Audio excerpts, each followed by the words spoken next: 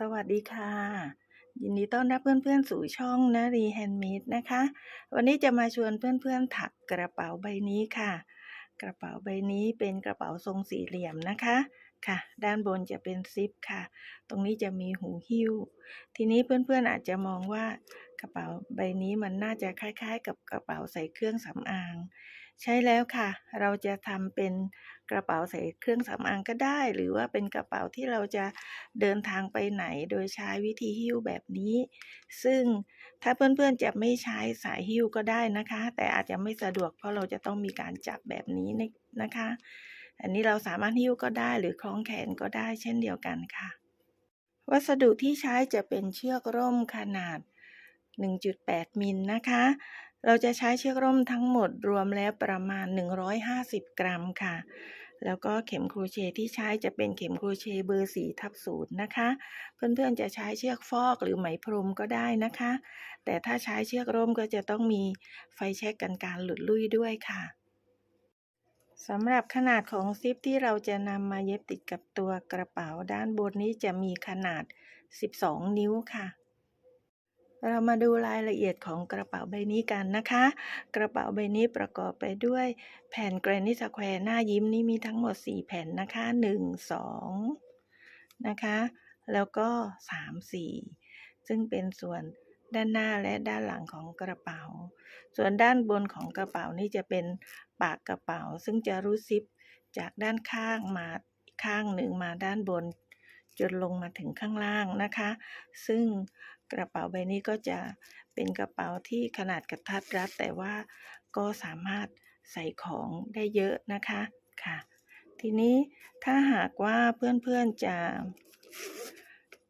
จะถักแล้วก็เย็บติดกันเป็นตัวกระเป๋าแบบนี้แต่ว่าเวลาถือก็จะต้องมีการถือแบบนี้ซึ่งถ้าหากว่าเพื่อนจะไม่ได้ใส่เครื่องสำอางที่บ้านก็สามารถที่จะถือไปตลาดหรือว่าไปซื้อของใกล้ๆบ้านก็ได้สามารถหิ้วก็ได้คล้องแขนก็ได้เช่นเดียวกันนะคะค่ะโดยเป็นสายด้านเดียวค่ะอันนี้ก็ทำให้สะดวกมากขึ้นในการที่จะถือไปไหนนะคะค่ะถ้าเพื่อนๆสนใจเดี๋ยวเราไปดูวิธีการถักกันเลยนะคะเราเริ่มต้นด้วยการถักแผ่นแกรนนี่สแควร์เป็นรูปหน้ายิ้มก่อนนะคะสำหรับวิธีถักแผ่นแกรนนี่สแควร์รูปหน้ายิ้มเดี๋ยวจะวางลิงก์ไว้ให้เพื่อนนะคะเราเคยมีสอนวิธีการทำแผ่นแกรนนี่สแควร์รูปหน้ายิ้มในแกรนนี่สแควร์ EP 8ค่ะ ในวิธีการเย็บหน้าเย็บตาแล้วก็ปากใน EP 8นั้นจะเป็นลักษณะการเย็บแบบนี้นะคะคือโดยที่ลักษณะของการวางแผ่นแกรนนี่สแควร์นี่จะเป็นการวางที่เอามุมขึ้นไปด้านบน1มุมซึ่งเป็นลักษณะมีตาอยู่ตรงข้างๆของมุมนี้แล้วก็ฝั่งตรงข้ามก็จะเป็นริมฝีปากนะคะซึ่งแผ่นแกรนนี่สแควร์ที่เราจะใช้ในวันนี้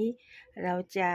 เป็นการเย็บดวงตาแล้วก็ริมฝีปากนี้อยู่ในแนวระนาบนี้นะคะเพื่อนๆสามารถที่จะดูจากวิดีโอนี้ใน EP 8 Granny Square EP 8นะคะแล้วก็มาประยุกต์เป็นการเย็บดวงตาแล้วก็ริมฝีปากได้เช่นเดียวกันค่ะเราจะถักแผ่น Granny Square เป็นรูปหน้ายิ้มทั้งหมด4ชิ้นนะคะจากนั้นเราก็จะนำมาเย็บต่อกันโดยวางรูปหน้าขึ้นแบบนี้นะคะเป็นชิ้นใหญ่2ชิ้นต่อกันแล้วอันนี้ก็เป็น2ชิ้นต่อกันค่ะสำหรับวิธีการเย็บเราจะใช้เข็มสอดไหมในการเย็บนะคะโดยที่จะเย็บจากมุมในมุมตรงนี้เรามีโซ่2ใช่ไหมคะ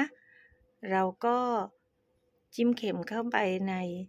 โซ่ที่อยู่โซ่แรกคือด้านนี้เข้ามาในหลักด้านบนห่วงด้านบนนะคะค่ะแล้วก็ทะลุมาด้านนี้ห่วงด้านบนเช่นเดียวกันค่ะตรงนี้เราจะเย็บย้อนกลับมาตรงนี้เฉพาะหลักแรกนะคะเราจะเย็บเพื่อให้มันเชื่อมกันแบบนี้จากนั้นในหลักถัดไปก็จะเป็นแบบนี้แทงแบบซิกแซกนะคะ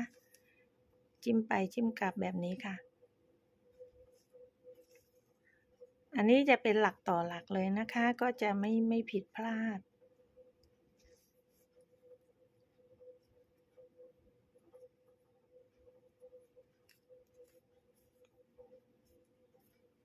เมื่อเราเย็บมาจนถึงมุมด้านนี้นะคะ เราก็เย็บไปหลักสุดท้ายที่เป็นโซ่แรกที่อยู่ใกล้มุมนะคะค่ะทีนี้พอตรงนี้เนี่ยเราจะแทงกลับไปอีกครั้งหนึ่ง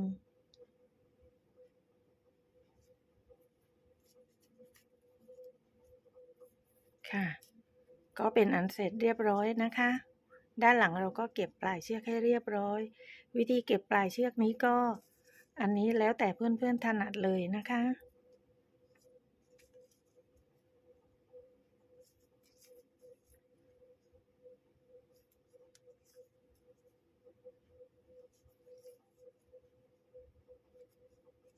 ถ้ามีได้ยาวเราก็เก็บไปเรื่อยๆ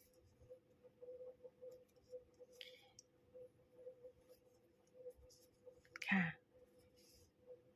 ด้านหลังเราก็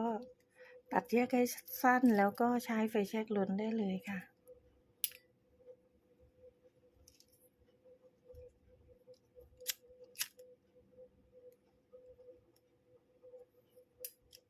เสร็จเรียบร้อยแล้วนะคะขั้นตอนต่อไปเราจะถักควักธรรมดารอบแผ่นหน้ายิ้มนะคะค่ะโดยเราจะเริ่มจากมุมข้างล่างนะคะ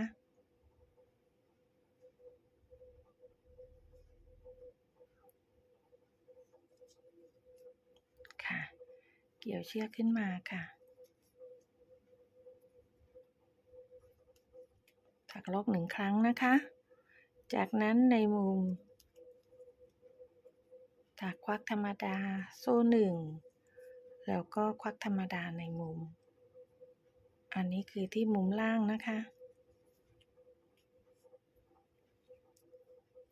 จากนั้นเราก็จะถักต่อควักธรรมดาหลักละ1 ครั้งเราถักทับปลายเชือกข้างหลังไปด้วยนะคะ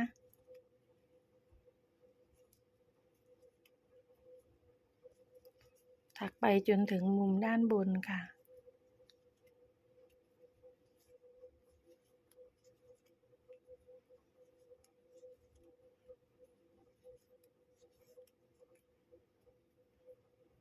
มาถึงมุมด้านบนเราก็ควักธรรมดา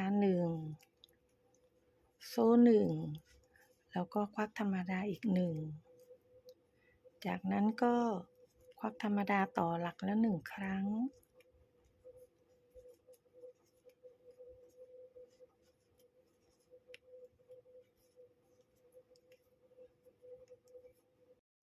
เราถักมาจนถึงรอยเชื่อมแผ่นแกรนนี่สแควร์ตรงนี้นะคะตรงนี้มันจะมีความต่ำมากกว่าในส่วนอื่นเพราะฉะนั้นเราจะถักเป็น half double crochet ค่ะหรือว่าลาย T นะคะพันหัวเข็ม1 ครั้งจิ้มเข็มเข้าไปเกี่ยวเชือกขึ้นมายกสูงขึ้นมานิดนึงนะคะจากนั้นเกี่ยวเชือกลอดหมดต่อไปรอยเชื่อมตรงกลางนี้เราจะถักอีก1 หลักนะคะพันหัวเข็มค่ะจิ้มเข็มเข้าไปเกี่ยวเชือกขึ้นมาเกี่ยวเชือกลอดหมดค่ะหลักที่2แล้วนะคะต่อไปในมุมตรงนี้เป็นหลักที่3ค่ะตรงนี้เราก็ถักเป็นลายที3 หลักนะคะจากนั้นก็ถักควักธรรมดาต่อถักทีตรงนี้เพราะว่าลายทีนี้มันจะสูงกว่าควักธรรมดาหรือว่าลาย X นะคะเพราะนั้นตรงนี้มันก็เป็นการปรับความสูงค่ะพอเพื่อนๆถักมาตรงนี้ก็เป็นควักธรรมดา1โซ่1ควักธรรมดา1แล้วก็ควักธรรมดาต่อควักธรรมดา1โซ่1ควักธรรมดา1มาถึงตรงนี้ก็เป็นลายทีหรือพอครึ่งคอ1 2 3เดี๋ยวมาเจอกันตรงนี้นะคะวันนี้เราก็ถักมาจนถึงหลักสุดท้ายแล้วเราก็ตัดเชือกได้เลยนะคะค่ะเราเกี่ยวเชือกขึ้นมาค่ะจากนั้นเราพาดเชือกมาด้านหน้าจะเกี่ยวเชือกเข้าไปในหลักนี้นะคะ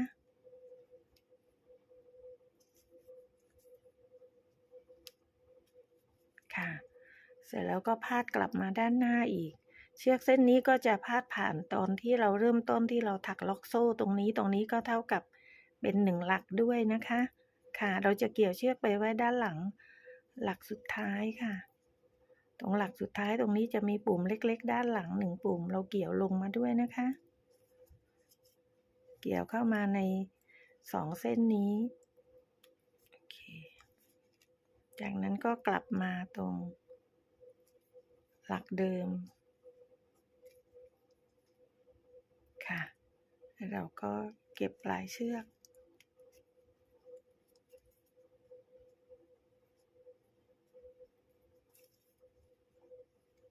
ก็เก็บปลายเชือกให้เรียบร้อยนะคะ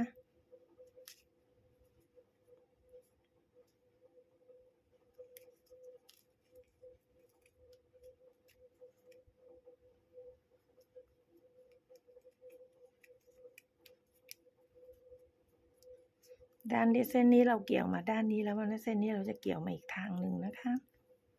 จากนั้นเราก็ใช้ไฟแช็กลนได้เลยค่ะ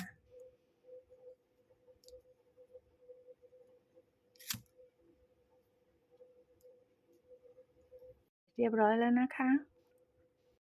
ขั้นตอนต่อไปเราจะถักควักธรรมดาไปกลับนะคะโดยใช้สีเบจค่ะจะถักเป็นชิ้นเล็กยาวๆแบบนี้2ชิ้นแล้วก็ชิ้นใหญ่แบบนี้อีก1ชิ้นรวมเป็น3ชิ้นนะคะในแต่ละชิ้นนี้ความยาวจะเท่ากันนะคะโดยเราจะถักโซ่ก่อนค่ะถักโซ่ทั้งหมด55โซ่นะคะค่ะเพื่อนๆก็ถักไป55โซ่อันนี้จะถักเป็นตัวอย่างให้เพื่อนดูนะคะเพราะว่าถักเสร็จแล้ว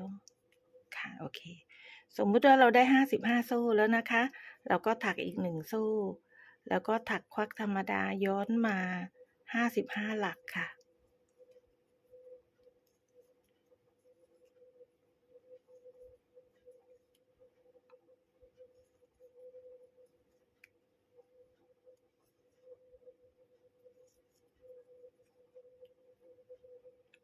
เมื่อถักมาจนถึงหลักสุดท้ายเราก็ถักโซ่1แล้วก็พลิกเพื่อมาถักแถวที่2ทีนี้ในการถักแถวที่2นี้เมื่อถักโซ่1แล้วโดยปกติเพื่อนๆจะถักลงไปในนี้ใช่ไหมคะแต่ในของทางช่องนี้จะถักโซ่1ถือเป็นหลักที่1เลยนะคะเพราะฉะนั้นก็จะถักควักธรรมดาในหลักถัดไปเลยที่ทำแบบนี้เพราะว่าอยากจะให้ทางด้านข้างทั้ง2ข้างนี้เป็นแนวเรียบนะคะจะได้ไม่ต้องเป็นปุ่มๆออกมาอันนี้แล้วแต่เพื่อนจะถนัดนะคะจะถักตั้งแต่หลักแรกเลยก็ได้ค่ะโอเคเราก็ถักมาจนถึงหลักสุดท้ายตอนที่เราเริ่มต้นนะคะค่ะคือตรงนี้ค่ะโอเคจากนั้นเราก็ถักโซ่1แล้วก็โซ่1นับเป็น1หลักก็จะมาถักในหลักที่2เลยเดี๋ยวไปเจอกันตอนที่เราถักหลักสุดท้ายนะคะเพื่อนๆจะได้เห็นว่าแนวมันเป็นยังไงเมื่อถักมาจนถึงปลายแถวนะคะตรงนี้ตอนที่เราถักโซ่1แล้วเราพลิกใช่ไหมคะตรงนี้นับเป็น1หลักเพราะฉะนั้นเราก็จะจิ้มลงไปในนี้อีก1หลักค่ะแล้วเราก็ถักโซ่1แล้วก็พลิกมาถักหลักต่อไปค่ะทีนี้ก็จะให้เพื่อนๆเห็นว่าพอในลักษณะที่เราถักโดยที่ไม่ได้ถักซ้ำในหลักเดิมตรงนี้มันก็จะเป็นแนวเรียบด้านนี้ก็จะเช่นเดียวกันนะคะมันก็จะไม่โป่งออกมามากค่ะเพื่อนๆก็ถักแบบนี้ไปนะคะสำหรับจำนวนแถวที่เราจะถักนะคะ2ชิ้นเล็กนี้จะถักทั้งหมด7แถวค่ะคือ1 2 3 4 5 6แล้วก็7นะคะอันนี้ก็7แถวเช่นเดียวกันค่ะสำหรับชิ้นใหญ่นี้เราจะถักทั้งหมด16แถวนะคะโดยอันนี้คือเป็น1คู่ก็คือ2แถว2 4 6 8 10 12 14 16ชิ้นใหญ่นี้ก็จะเป็นก้นกระเป๋านะคะ ขนาดความกว้างของชิ้นใหญ่นี้จะเป็น2เท่าของชิ้นเล็กนะคะ นั่นก็คือเราถัก2ชิ้นเล็กนี้อาจจะมีเหลือเผื่อนิดหน่อยก็ได้สำหรับที่ว่าในช่วงที่เราติดซิปแล้วนะคะ2ชิ้นนี้จะเป็น2ชิ้นที่เรานำไปเย็บติดกับซิปค่ะก่อนที่เราจะเย็บติดกันเราจะติดเข็มกลัดเอาไว้ก่อนนะคะค่ะคือในส่วนนี้ที่เป็นส่วนที่โผล่ออกมานี้เราจะนับทั้งหมด10หลักนะคะ1 2 3 4 5 6 7 8 9แล้วก็10ตรงนี้เป็นหลักที่11หลักที่11เราจะมาติดเข็มกลัดในส่วนของควักธรรมดาหลักแรกที่อยู่ในมุมตรงนี้นะคะค่ะด้านนี้ก็เช่นเดียวกันค่ะเราก็นับมา10หลักตรงนี้นับมาถึง10หลักนะคะหลักนี้เป็นหลักที่10หลักต่อไปหลักที่11เราก็จะเอาเข็มกลัดมาติดในมุมตรงนี้ที่เป็นควักธรรมดาหลักแรกตรงนี้นะคะหลักแรกตรงนี้เพราะฉะนั้นในส่วนของด้านนี้เริ่มนับจากหลักที่เราติดเข็มกลัดตรงนี้นับมาจนถึงหลักที่เราติดเข็มกลัดในมุมนี้ตรงนี้จะมี35หลักและในส่วนที่เราเริ่มนับตั้งแต่หลักที่ติดเข็มกลัดมาจนถึงตรงนี้มาจนถึงหลักนี้ก็เท่ากับ35หลักเท่ากันนะคะนั่นก็คือตรงนี้10 35ตรงนี้ก็เช่นเดียวกันนะคะเราก็นับมา10แล้วติดเข็มกลัดหลักที่11แล้วตรงนี้ก็มาติดกับเข็มกลัดของควักธรรมดาหลักแรกที่อยู่ในมุมตรงนี้ก็นับมา10ตรงนี้เป็นหลักที่11ตรงนี้ก็เป็นควักธรรมดาที่อยู่ในมุมหลักแรกนะคะจากนั้นก็ลองมานับดูตรงกลางตรงนี้ก็เป็น35ด้านนี้ก็เช่นเดียวกันนะคะด้านนี้ก็เหมือนกันแต่ด้านนี้เย็บไว้ก่อนแล้วนะคะเย็บไว้ก่อนแล้วใช้เข็มสอดไหมในการเย็บหรือถ้าเพื่อนๆอยากจะถักติดกันก็ได้นะคะขั้นตอนต่อไปเราจะนำชิ้นส่วนทั้งหมดมาเย็บต่อกันนะคะเรามาดูวิธีเย็บติดกันนะคะเราจะแทงเข็มเข้าไปทะลุทั้ง2ห่วงตรงนี้ในหลักที่เราติดเข็มกลัดนะคะค่ะโอเคจากนั้นเราก็จิ้มเข็มเข้ามาในหลักแรกในมุมตรงนี้นะคะย้อนกลับไปอีกค่ะ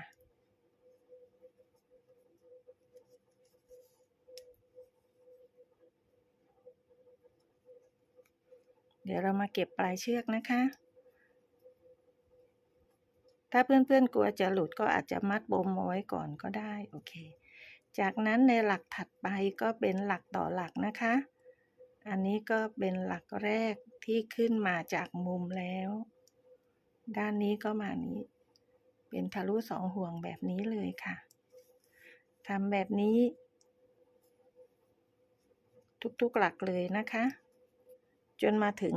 หลักที่ติดเข็มกลัดเย็บง่ายๆแบบนี้เลยค่ะ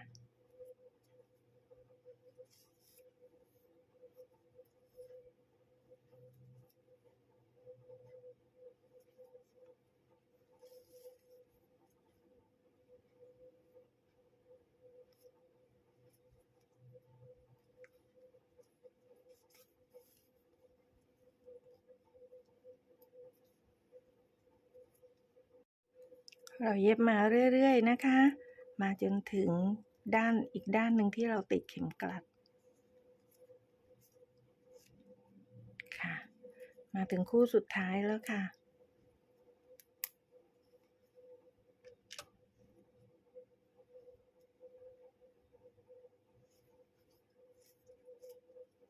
แล้วก็แทงเข็มย้ำกลับมาในหลักเดิมของด้านนี้อีก1ครั้งโอเคด้านหลังเราก็เก็บปลายเชือกให้เรียบร้อยอันนี้ก็เรียบร้อยไป1ชิ้นแล้วนะคะค่ะสำหรับชิ้นต่อไปตรงนี้ก็เย็บเหมือนกันเลยค่ะเย็บเหมือนกับจุดนี้นะคะสำหรับวิธีเก็บปลายเชือกนะคะถ้าเพื่อนๆใช้เชือกร่มเหมือนกับตัวอย่าง เราก็เกี่ยวปลายเชือกเข้ามาด้านในนะคะแล้วก็เกี่ยวเข้ามาในห่วงที่อยู่ด้านหลังตรงนี้แต่ถ้าเป็นเชือกชนิดอื่นก็เก็บปลายเชือกแล้วก็ตัดเชือกสั้นได้เลยค่ะถ้าเป็นเชือกร่มเราเก็บปลายเชือกมาระยะหนึ่งเราตัดเชือกสั้นแล้วก็ใช้ไฟแช็กลนนะคะ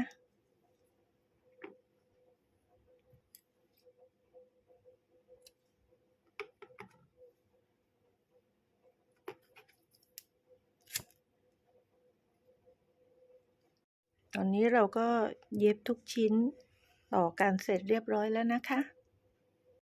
ขั้นตอนต่อไปนะคะอันนี้เป็นด้านในเราจะพลิกเอาด้านในขึ้นมาแบบนี้นะคะจากนั้นเราก็พับชิ้นเล็กที่มี7แถวแบบนี้นะคะในส่วนนี้จะเป็นส่วนที่เรานำซิปมาเย็บติดกันส่วนนี้จะเป็นส่วนของปากกระเป๋านะคะเราก็นำซิปมาเย็บติดกันแบบนี้ค่ะทั้ง2ด้านนะคะ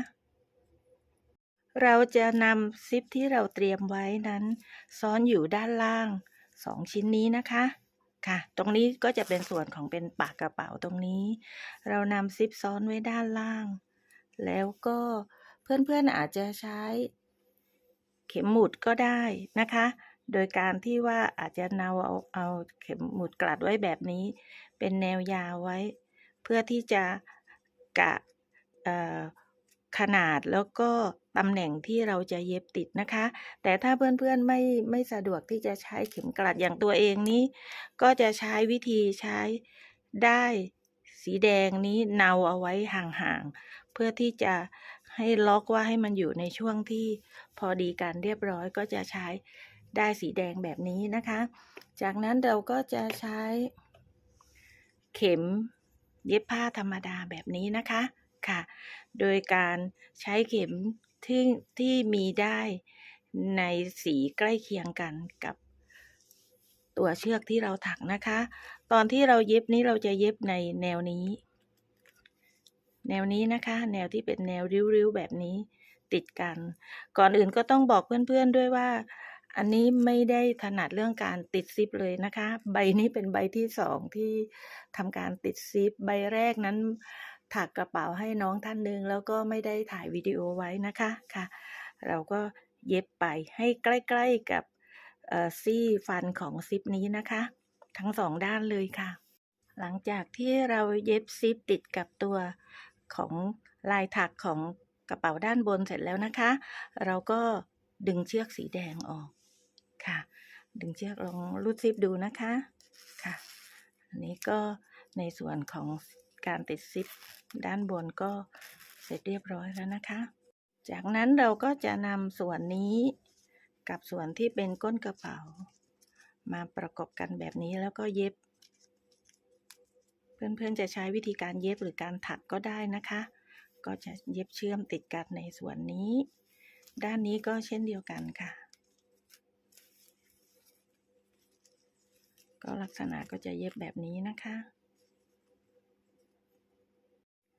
เราจะเย็บ2ส่วนนี้เชื่อมกันโดยใช้เข็มสอดไหมในการเย็บนะคะใช้เชือกร่มสีเบจเย็บติดกันเป็นการเย็บด้านนอกค่ะเย็บให้เพื่อนๆดูด้านนี้นะคะค่ะเราก็สอดเชือกไล่มาจนที่มุมนะคะเก็บปลายเชือกไปด้วยหลังจากนั้นเราจะใช้ไฟแช็กลนเก็บปลายเชือกไปเลยหลังจากที่เราไล่เชือกมาจนถึงมุมของตรงนี้เราจะเย็บเชื่อมกันเป็นหลักต่อหลักเลยนะคะค่ะอันนี้ก็เย็บจากริมสุด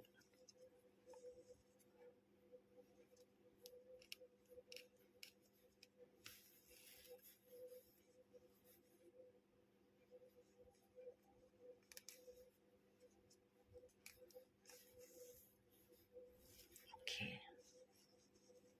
จากนั้นให้เพื่อนๆดูในแนวตรงนี้นะคะให้เป็นแนวเดียวกันอันนี้ก็คือตรงช่วงกลาง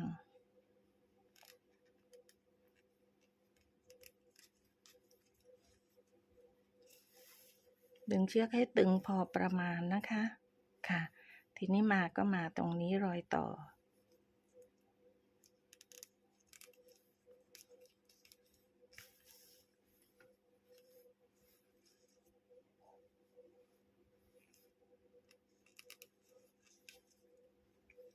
เป็นหลักต่อหลักเลยนะคะ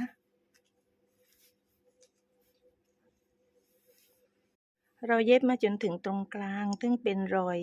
เชื่อมต่อของซิปนะคะค่ะตรงนี้เราก็ไล่เชือกมาไล่เย็บมาเฉยๆเพื่อมาเย็บอีกฝั่งหนึ่งค่ะแล้วเราก็มาเย็บในฝั่งนี้นะคะ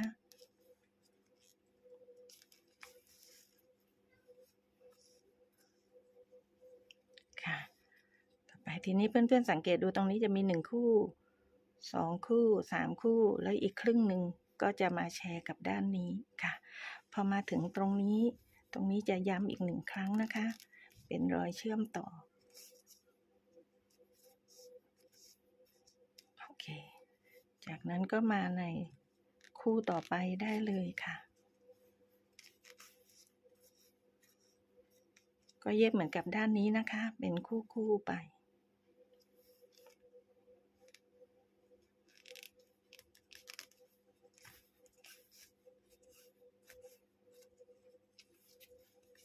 เราเย็บมาจนถึงด้านนี้เรียบร้อยแล้วนะคะค่ะทีนี้ตรงนี้เนี่ยเดี๋ยวเราจะต้องเย็บด้านนี้ต่อเพื่อนๆสามารถที่จะเผื่อเชือกไว้ยาวสำหรับมาเย็บด้านนี้ได้นะคะเพื่อนๆสามารถที่จะใช้เชือกเส้นเดิมนะคะที่เราเผื่อไว้ยาวแต่เราจะไล่เชือกมาที่มุมเพื่อที่จะเย็บกลับมาชิ้นนี้กับชิ้นนี้นะคะค่ะเราก็ไล่เชือกมาจนมาถึงสุดค่ะ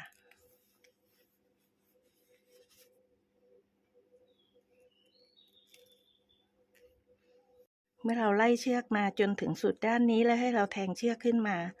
ด้านบนนะคะค่ะจากนั้นเราก็ประกบเป็นแบบนี้วิธีเย็บคือตรงนี้เราจะเย็บแบบนี้เราก็จะเย็บวิธีเดียวกันคือ2ห่วงเข้าด้วยกันนะคะเราก็เย็บไปตรงนี้แล้วก็มาตรงนี้ก็ตรงนี้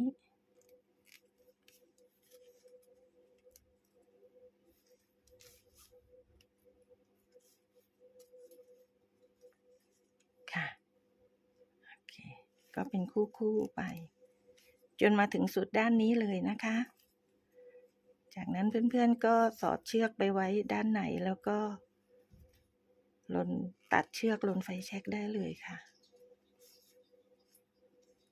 โอเคก็จะเป็นแบบนี้นะคะเราเย็บมาจนถึงสุดด้านนี้แล้วนะคะจากนั้นเราก็จะแทงเข็มลงไปข้างล่างค่ะโอเคตรงนี้ต้องรูดซิปออกค่ะตรงนี้เราก็สามารถที่จะเก็บปลายเชือกได้เสร็จแล้วให้เพื่อนๆเนี่ยเก็บปลายเชือกและลนไฟแช็กเลยนะคะเพื่อจะได้สะดวก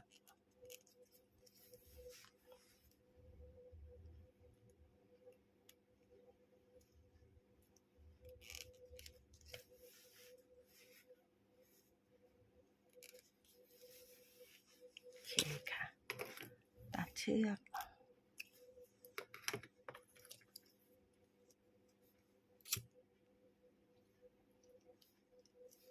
ค่ะตอนนี้ก็เรียบร้อยแล้วนะคะตอนนี้เราก็เย็บเสร็จเรียบร้อยแล้วนะคะสำหรับในอีกด้านนี้เราจะเย็บติดสายกระเป๋าแบบนี้นะคะ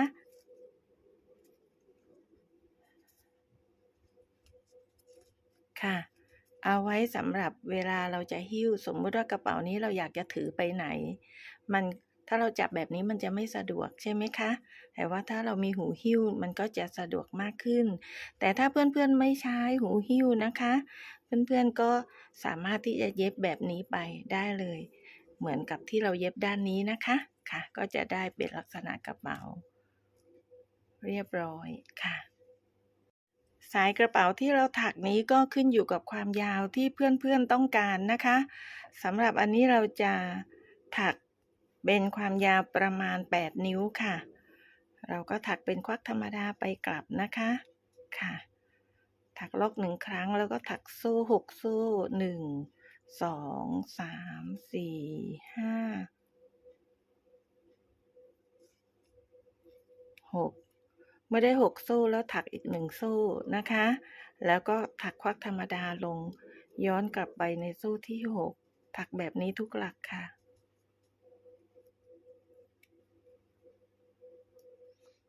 ถ้าเพื่อนๆอยากจะได้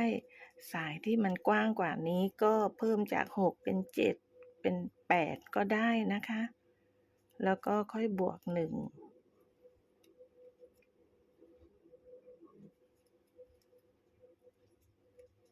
ค่ะจากนั้นเราก็ถักโซ่1แล้วเราก็พลิกกลับโซ่1นี้จะนับเป็น1หลักนะคะค่ะแล้วก็ใส่ถักควักธรรมดาในหลักถัดไปทำแบบนี้ไปกลับไปกลับนะคะ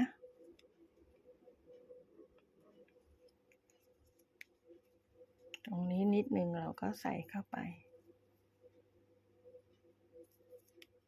ค่ะถักโซ่1พลิกโซ่1น่าเป็น1หลักจากนั้นเราก็ถักในหลักถัดไปขนาดความกว้างของสายกระเป๋านี้ขึ้นอยู่กับขนาดของตัวกระเป๋าด้วยนะคะถ้ากระเป๋าใหญ่ขึ้นแล้วเพื่อนๆชอบที่ถักเส้นใหญ่ให้มันกระชับมือก็เพิ่มจำนวนโซ่ได้โซ่1อีกนะคะพลิกกลับถักในหลักถัดไปถักแบบนี้ทางด้านข้างนี้มันก็จะเป็นแนวตรงไม่เป็นปุ่มๆโผล่ออกมานะคะค่ะทีนี้ตรงนี้ตอนที่เราถักโซ่1แล้วเรามาใส่ในช่องต่อไปเพราะฉะนั้นตรงนี้มันจะเหลืออยู่นิดนึงก็คือตามที่ว่าเป็นอีก1หลักเพราะฉะนั้นเราก็ถักเข้าไปในอันดิมนี้เพื่อนๆก็ลองดูว่ามันก็จะเรียบนะคะค่ะถักโซ่1อีกแล้วก็พลิกทำแบบนี้จนได้ความยาวตามที่ต้องการค่ะ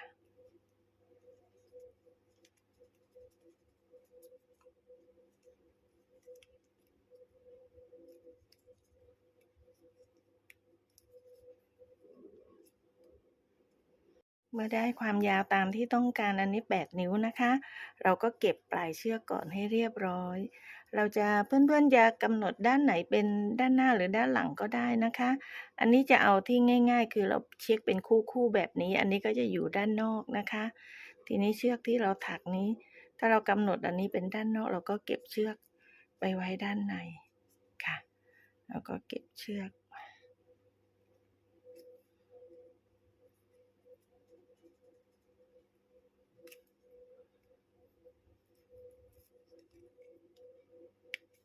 ค่ะพอเราเกี่ยวมาไว้ด้านหลังแล้วเพื่อนๆก็เก็บปลายเชือกไล่มานะคะแล้วก็เอาไฟแช็กลนได้เลยค่ะไล่มาเรื่อยๆนะคะตามที่เพื่อนๆถนัดจากนั้นก็ใช้ตัดเชือกสั้นแล้วใช้ไฟแช็กลนค่ะในการเย็บสายกระเป๋าเราจะใช้วิธีเย็บอย่างเดียวกันคือเย็บมาจากด้านนอกนะคะค่ะจากมุมมาเรื่อยๆพอมาตรงถึงจุดกึ่งกลางตรงนี้นะคะค่ะก็จะตรงนี้3หลัก1 2แล้วก็3เราก็จะเอาตรงนี้ใส่เข้ามาในช่วงกึ่งกลางของหน้านี้ก็ได้นะคะกึ่งกลางแล้วแต่ว่าพอตอนนี้เราไม่สามารถที่จะเย็บแบบนี้ได้เราจะใช้วิธีเย็บแบบนี้นะคะค่ะแล้วก็ตรงนี้มาในหลักที่1เลยนะคะ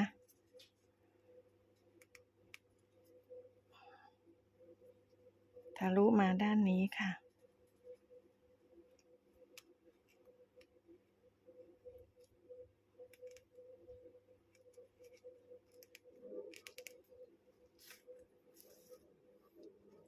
ตรงนี้จะ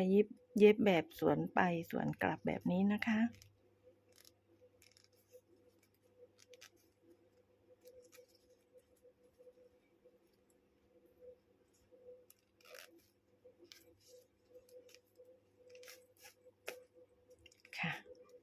เพื่อนๆก็ใช้วิธีเย็บแบบนี้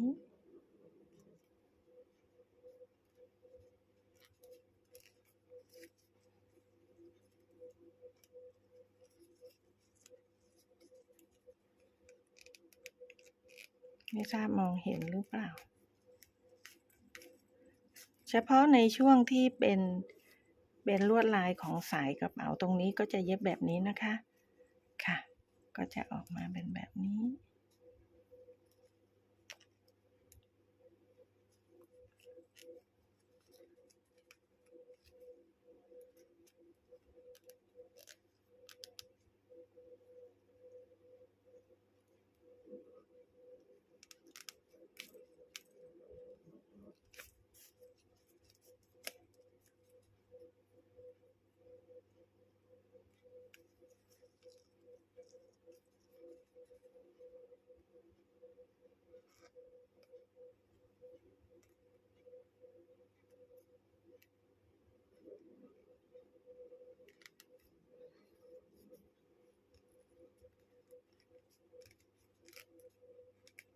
เย็บไปเย็บกลับแบบนี้นะคะ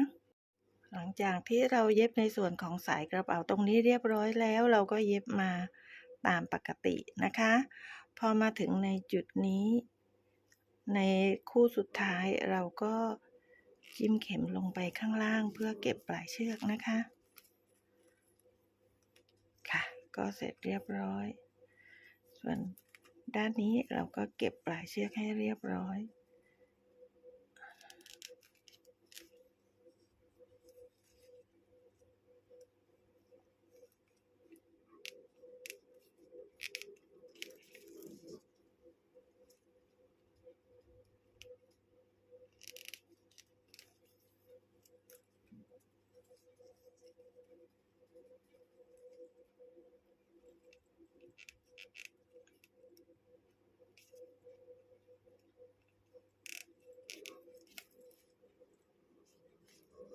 จากนั้นเราก็ตัดเชือกแล้วก็ใช้ไฟแช็กหล่นค่ะ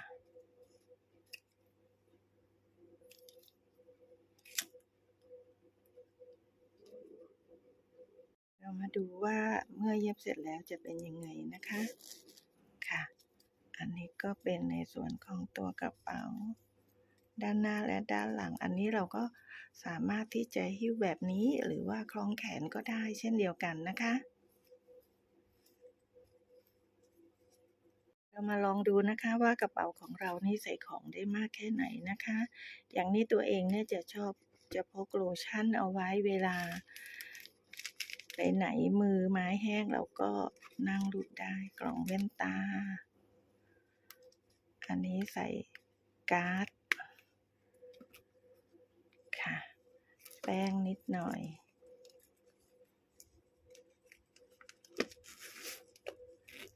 ก็ยังมีเหลือที่ว่างที่จะใส่ของได้อีกนะคะค่ะเสร็จเรียบร้อยแล้วนะคะขอบคุณเพื่อนๆที่ติดตามรับชมและให้กำลังใจนารีแฮนด์เมดมาโดยตลอดนารีทำได้เพื่อนๆก็ทำได้นะคะพบกันใหม่โอกาสหน้าค่ะสวัสดีค่ะ